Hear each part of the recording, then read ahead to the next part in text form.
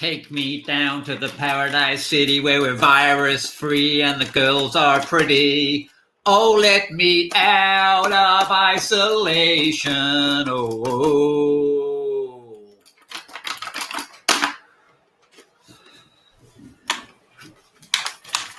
Let me back in the office.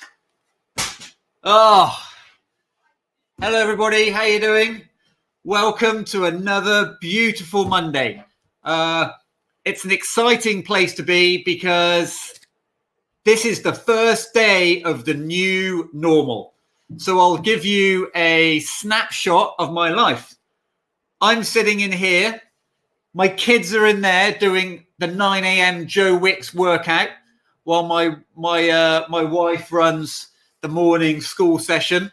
Up there, I've got builders. But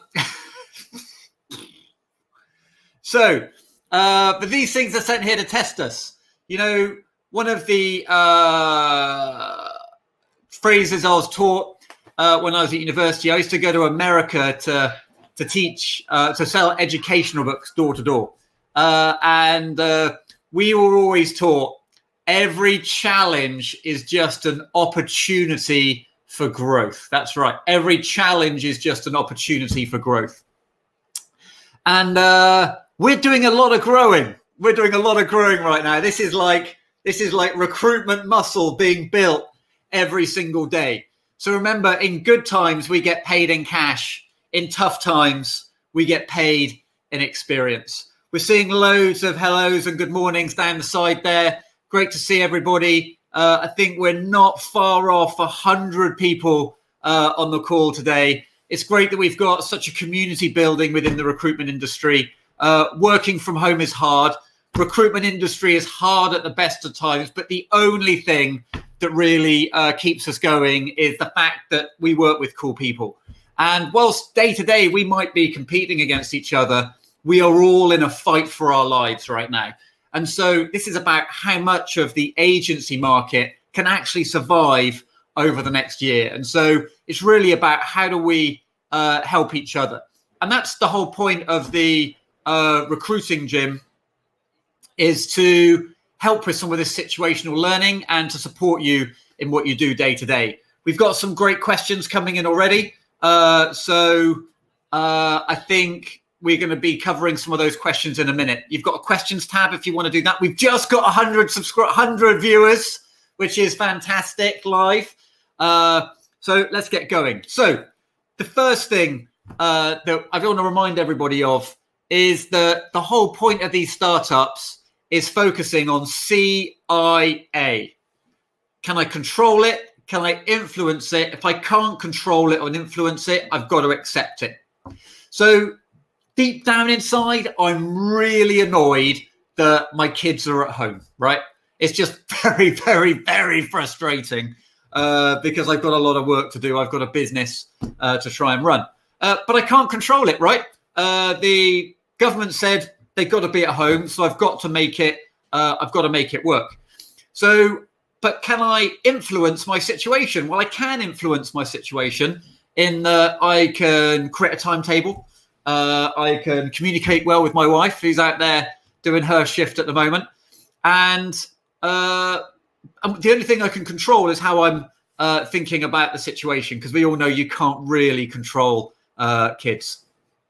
So control, influence, accept. There's lots of frustrations that your team are going to be having and you're going to be having over the next week. A lot of them are going to feel really unfair. Your clients will say we're not recruiting. Your clients might say we're letting people go. We cannot control these things. We cannot let those things and the decisions that our clients make affect our mindset. What can we influence? We can influence how our clients perceive us, how our clients feel about our ability and capacity to help them in the moment of need, rather than just when we want to make money. This is our opportunity to prove to people that we're not just there when we want to make a placement. That's, again, one of the differences between agency and in-house. You know, we have a vested interest in helping our clients. In-house only want to help their own internal situations. And I wouldn't want to be an in-house recruiter now. It's a very challenging situation for them. Well, my thought goes out to anyone that's in in-house recruitment, because you'll be going through just the same amount of uncertainty as the agency market. So let's think about some of the things that we can control today. So the first thing is that there was a big announcement by Boris Johnson on Friday. He's in effect privatized the UK. No, sorry, he's nationalized the UK. He is going to be paying the base salaries of tens, if not hundreds, of thousands of people, which is mind-blowing. Mind-blowing if you think about it. And the actions that him and the Chancellor are making, Mr. Sunak, will be influencing the decisions that companies are making. They're either getting rate relief benefit, they're maybe getting some of their furloughed employees paid. And so today is going to be a really big decision-making day for a lot of companies. How do we operate on the way forward? They have been given some assurance by the government. There's a bit of certainty now from a company and a corporate perspective. And what that means is that over the next few days, employees will begin to have a bit of certainty as well. And so we've got to go away and ask. And so this gives us an opportunity to engage in clients in business conversations. Again, what we've got to do is move towards being transactional recruiters to being consultative recruiters. And the whole point of being a consultative recruiter is we're there to understand the needs of the client. So I'm going to give you a couple of questions to ask today. So the first one is based on the statement that was made and the proposals that were made on Friday. And so what I'll do is, if you're in the recruiting gym, I'll ping a link of Boris Johnson's the announcements that have been made by the Treasury. But we want to ask this question: is speak to your clients over the next 24 hours and just ask them, what do you think? How is it going to impact you? How might it change your decision-making process over the next few weeks or months? Remember, everyone's in an uncertain situation. There's some companies that are going to be doing really well out of this situation. Online education companies will be doing very well. Food manufacturers are doing very well. I've got a couple of clients in food manufacturing, and they're like off the charts. I think the CEO of Staffline was on Radio 4 yesterday saying they'd had one of their busiest weeks ever last week, in terms of, because they do a lot in rail and also sort of food manufacturing and health and that sort of stuff. So just ring your clients and ask them, what difference do you think that decision will make? I'm a business geek anyway. I read the business news all the time. When you read the business news and you start engaging in conversations with clients that are about business, you start to elevate your relationship from being just a CV sending machine to being a business equal. This is an opportunity now, the next month, and through any slowdown that comes, to become a business person, to be able to understand, read the news, and to be able to understand the impact that it has on companies. Because companies do not, when a client recruits or doesn't recruit, that is the output of a load of decisions. It's an output of the state of the economy. It's an output of the industry that exists in the economy, and it's about their company strategy, and then it translates to how it impacts that team. It's absolutely key that you develop the ability to talk to your clients about business. Otherwise, you are just going to be waiting there going, the job, let the job fall from the sky, the job. We've got to, if you imagine a bagatelle machine, I imagine most of the youth on the call won't know what a bagatelle machine is, but it was an old game that you used to play where a marble used to drop down and ping off nails, and it used to sort of fall in different boxes. There'll be some old dudes and dudettes on the call that will go, I remember a bagatelle machine. But basically, we want to be able to track potential opportunities through the decision-making process within the organization. So that's the first thing I want you to do.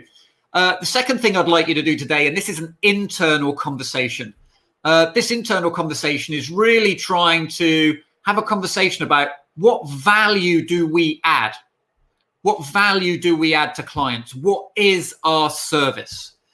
In a good time, that was maybe 4 weeks ago, our service, we were a CV machine. We can't be that anymore. Like, our clients are going to be focused on survival, right?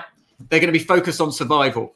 And what they're not going to be putting time into is, how am I actually going to execute a recruitment process virtually? That's your job.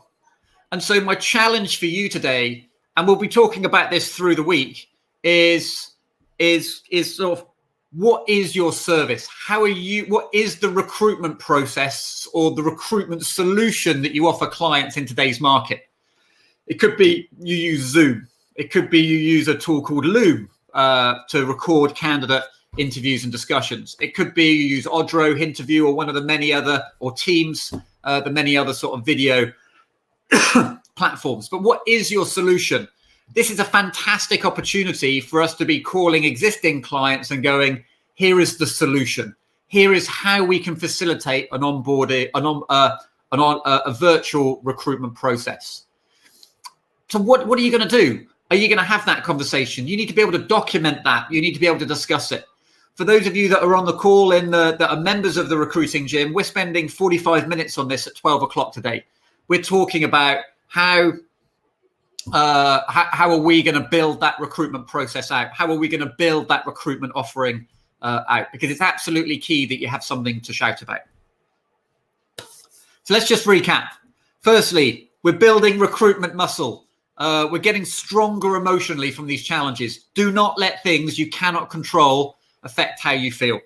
The next thing, think about Friday's statement and talk to clients. How is that going to affect your decision-making process? What are you planning to do because of it? How might it impact who you furlough? How might that impact the strategy of the business going forward? You think about it, someone like John Lewis closes a John Lewis and they furlough all their staff. The government is now paying for John Lewis not to be open. The challenge, yeah,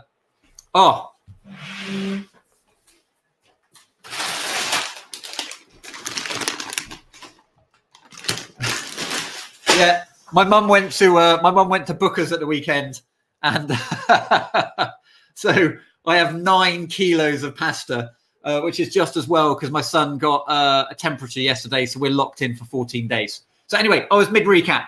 I got distracted. They always say I have a short attention span, so it's like squirrel, squirrel. Right. So the last thing you're going to look at is, what is your service? You need to start practicing what is your way, what is your virtual recruitment offering to your clients.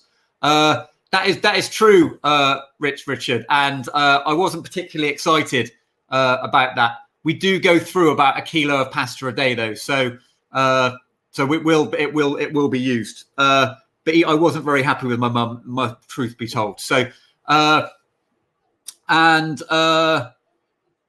oh, you made me feel all guilty now, Richard, which I did at the time, but I'm still feeling guilty. So last but not least, let's focus on having some fun today. And whilst this is cheesy as hell, what you've got to be thinking about is we've got to have a sense of humor in work. These are very serious times for many people that are unwell. We've got to think about our health workers that are putting themselves on the front line. But we've also got to remember that if we have our health, and we're lucky enough to have that, there's worse things that could be happening to us. So try to make some jokes, try and have a laugh with your teammates. Remember, be engaged with them and talk to them. And remember,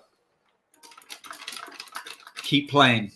We wouldn't have this at home. So I'll see you tomorrow for the startup, everybody. Yeah, have a good day. And for those members that are on the call, I'll see you at 12 o'clock. And we'll be going through how to build your virtual recruitment service offering. See you soon. Take care now. Bye.